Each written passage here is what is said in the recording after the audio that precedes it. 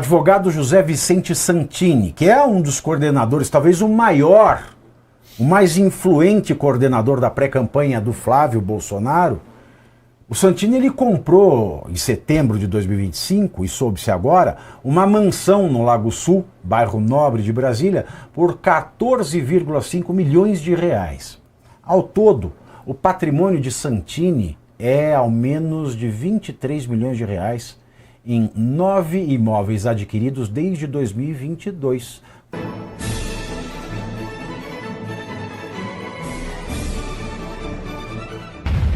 Tem aquele famoso adágio, diga-me com quem tu andas e te direi quem és.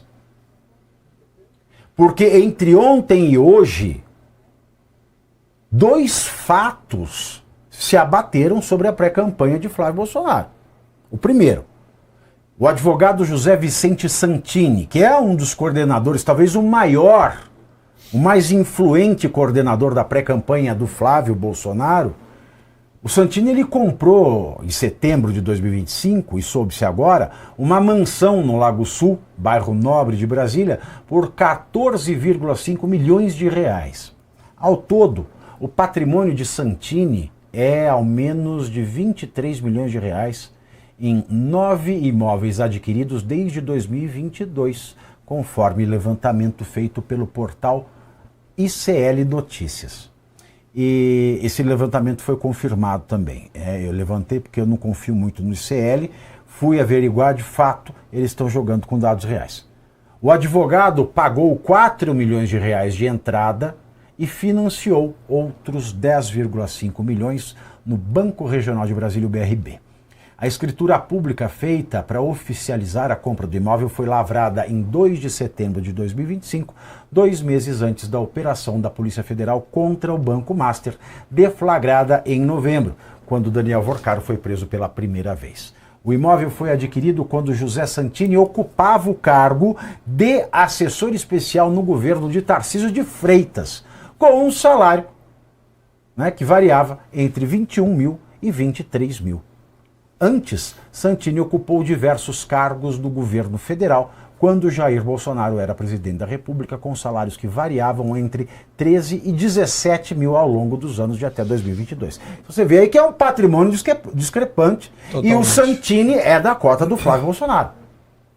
Foi da cota do Flávio Bolsonaro no governo do pai, foi da cota do Flávio Bolsonaro no governo Tarcísio de Freitas. E nós temos aqui um patrimônio discrepante. Uma pessoa que ganhou entre 17 e 23 mil comprar uma mansão de 15 milhões, não dá. Não fecha. Não fecha. Tem que ser trouxa para acreditar. Ainda falando do entorno do Flávio Bolsonaro, a economista Daniela Marques, coordenadora do programa econômico do pré-candidato à presidência, integrou o conselho de administração do Banco Digimais, controlado pelo bispo Edir Macedo e alvo da Operação Miragem da Polícia Federal. Registros da Junta Comercial de São Paulo mostram que Daniela integrou o conselho do Digimais entre fevereiro de 2024 e dezembro de 2025. Na semana passada, a Polícia Federal fez buscas contra executivos do banco de Edir Macedo, e Edir Macedo foi alvo de quebra de sigilo bancário e fiscal e de uma ordem para confiscar 670 milhões de reais dele e de outros investigados. Daniela não foi alvo da operação. Vale lembrar que Daniela Marques foi presidente da Caixa Econômica Federal na gestão de Jair Bolsonaro. Segré, temos escândalos aí. Temos um monte. E tem muita explicação que deve ser dada. Quando a pessoa é pública, ela tem que abrir as suas contas. Senão, não entra na política ou não ocupa nenhum cargo. Com 20 mil, ou 23, ou 17, 13, ou sei lá, são valores muito baixos para ter esse patrimônio. E aí a Receita Federal, a COAF, deveria entrar também nessa seara e identificar se o crescimento patrimonial, que não tem delito nenhum, quando a pessoa cresce patrimonialmente e consegue justificar fidedignamente, oficiosamente e fiscalmente que ele cresceu isso, paga os impostos correspondentes e toca a vida. Mas não fecha a conta não está dando. De repente, pode ser, ele tinha um bom passar, pegou uma herança, sei lá, ou pegou criptomoedas com $500 e hoje está em 80 mil, e ele ganhou uma paulada de dinheiro. Pode ser, mas é importante que as pessoas, quando entram no setor político, entendam que é preciso mostrar para, no caso, o eleitor de Flávio, porque ele está sendo coordenador da campanha dele, que não tem falcatrua aí. Eu lembro um político, não vale nem a pena mencionar, porque não vem ao caso, que ele tinha uma concessionária de carros de luxo e ele falou, não fecha eu ter uma concessionária de carros de luxo e me dedicar à política. Vendeu a concessionária. Por quê? Porque não tem a lógica. Porque depois vai ter que explicar. Para que explicar? Não, melhor já me desfaço disso e não tem problema nenhum. E são pessoas éticas, pessoas com valores e pessoas que não têm problema de mostrar esse crescimento patrimonial. Agora, eu gostaria de saber qual foi o motivo do crescimento patrimonial desse senhor aí, porque coloca um manto de dúvidas. E se a gente fala que a esquerda tem casos de corrupção, são propino-afetivos muitos dos seus dirigentes, então a gente não pode entrar na mesma questão de ter que provar que alguém da direita não é. Tem corrupto de todos os lados. Mas quando estamos falando do futuro do Brasil, cara, qualquer cuidado é pouco. É porque da mesma maneira que a gente fala, o Lula sempre soube que o Jacques Wagner estava envolvido até o pescoço. O Lula diz que não sabe de nada porque é a técnica que ele inventou para se safar de todas as condenações criminais e de queixas que possam existir contra ele. A gente sabe disso. Mas todo mundo sabe que o Lula sabia de Jacques Wagner, das atividades dele. Porque não tem como não saber, a coisa era discrepante. Agora, o Flávio continuar com esse entorno, vai pegar bem para ele dizer que não sabia? Pavinato, é difícil, né? Porque, primeiro, essa remuneração discrepante. Né? Tudo bem, ele é advogado, ele pode ter recebido uns honorários gordos, mas tudo isso é devidamente registrado, né? A gente consegue provar, por exemplo, a Receita Federal, a declaração dele, a gente sabe muito bem disso. O operador do direito, quem recebe honorários, sabe muito bem como envolve a declaração para a Receita. Agora, ele deu uma parte à vista e o restante ele financiou.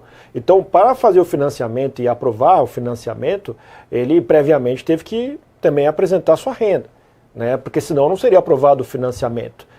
Evidentemente, só pegando a remuneração dele, vinculado tanto o secretário do Tarcísio, né, do governador Tarcísio, e ficar restrito a isso, levanta estranheza, naturalmente, fica incompatível. Uma casa de 14 milhões, sendo você pagando 6 milhões à vista e o resto sendo financiado, salvo engano, em 10 vezes, sendo financiado em 10 vezes, que ainda assim é uma quantia substancial relevante, evidentemente que levanta suspeita. Agora, né, a gente defende aqui a ampla defesa, o contraditório, evidentemente.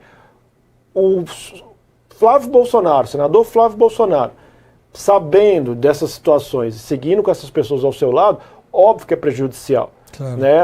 Mas eu também cogito a possibilidade de ele não saber, tendo em vista a atuação pregressa do sujeito.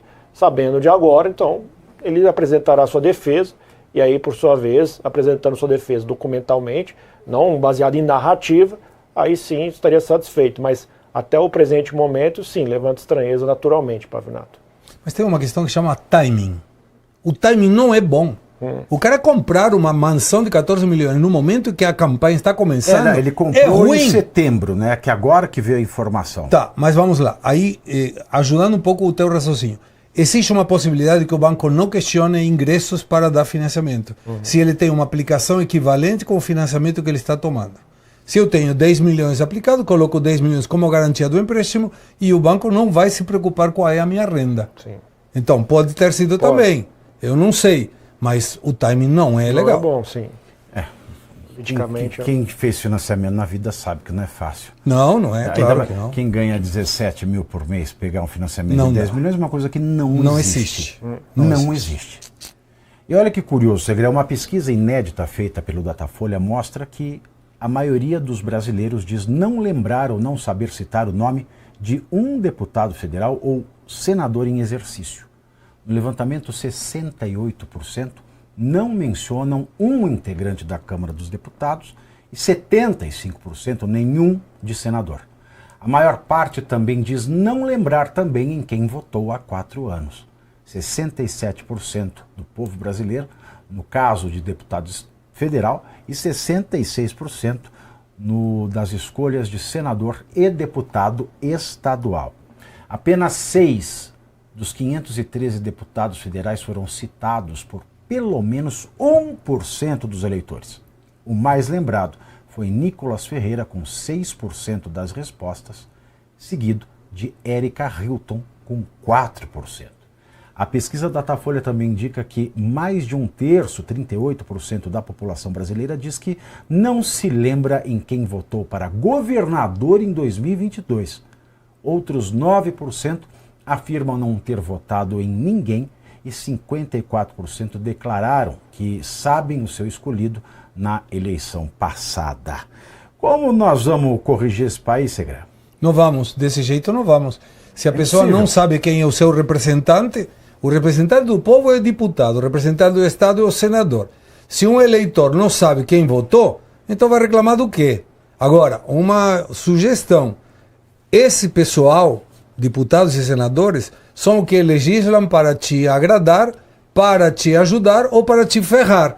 Então é bom você saber com quem você votou, porque em definitiva você deu uma procuração para alguém no teu nome fazer coisa boa ou coisa ruim. Se é coisa ruim, não vote. Se é coisa boa, ratifique seu voto e reeleja-se um deputado. Mas não saber é a mesma coisa que você ir num restaurante, eu vou junto com o Eduardo, deixo ele escolher, vamos no churrascaria, quando chegamos na churrascaria eu digo, eu sou vegano. Pô, então me ferrei, não tenho o que fazer. Mas eu deixei na escolha dele. Então tenho que assumir que esse dia eu não vou jantar ou não vou comer mais que uma salada pegada aí no prato de salada. Então tem que participar. Philippe Destoich, um filósofo escritor francês, dizia: os ausentes nunca têm razão. Então, ou você entra nessa seara e você participa, ou você não reclame depois se o Brasil vai para o Beleléu. Agora você vê que engraçado, né? Do 1% que responde o nome de alguém, os nomes mais citados são Nicolas e Érica Hilton. É. Você veja que nós temos uma imagem, né, de extremos. Não estou dizendo que o Nicolas seja extremista, mas para a grande imprensa ele é pintado como tal, assim como eu também. Mas você veja, é sempre o nome de duas pessoas absolutamente antagônicas, não?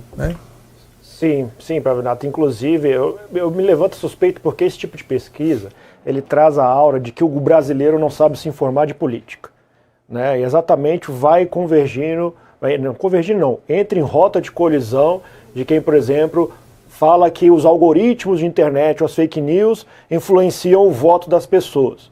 Esse tipo de pesquisa ele acaba indo tentando respaldar as pessoas que defendem, por exemplo, a lei das fake news ou, por exemplo, a manipulação de algoritmos de internet. Ou até mesmo essas decisões loucas do STF, né? Exatamente. Então, por isso que me leva estranheza, porque eles citaram na pesquisa Érica Hilton e o Nicolas, que são duas pessoas que ficam em evidência, seja por conflitos em redes sociais ou, evidentemente, com declaração polêmica na mídia. Óbvio que eu não acho o Nicolas de todo polêmico, mas a gente sabe que os dois que ficam mais em evidência por causa de polêmicas. Então é isso que é abordado pela grande imprensa, né? Tudo bem, eu sei que existe brasileiros, que igual teve amigo meu já, falou, Edu, na última eleição eu não lembro que eu votei, mas eu lembro que eu votei alguém indicado pelo presidente Bolsonaro. Tem isso. Tem legenda, aperta o 22, não sabe quem está votando. Não está votando? Sim, ocorre tem essa isso. também. Tem essa então, também. ao meu ver, eu fico ressabiado, com receio desse tipo.